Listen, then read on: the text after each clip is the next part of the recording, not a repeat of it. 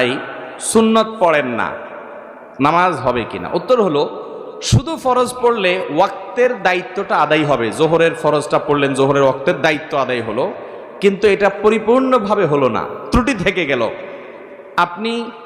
আপনি তরকারি খাইতে চাইলেন, তাহলে আপনার তরকারি খাইতে হলে সবজি লাগবে কাঁচা, পানি লাগবে, তেল লাগবে, পেঁয়াজ লাগবে, মরিচ লাগবে, লবণ লাগবে, ইত্যাদি ইত্যাদি লাগবে।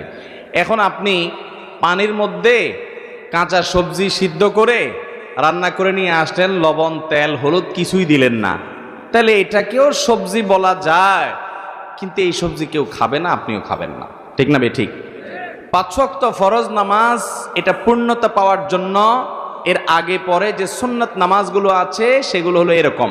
এগুলো ছাড়া ওই নামাজটা হয়ে যাবে, ফরজ আদায় হয়ে যাবে, ওয়াক্তের ফরজ আদায় হয়ে যাবে আলহামদুলিল্লাহ, মাগার আপনার নামাজটা পরিপূর্ণ হলো না। মনে রাখবেন, সুন্নত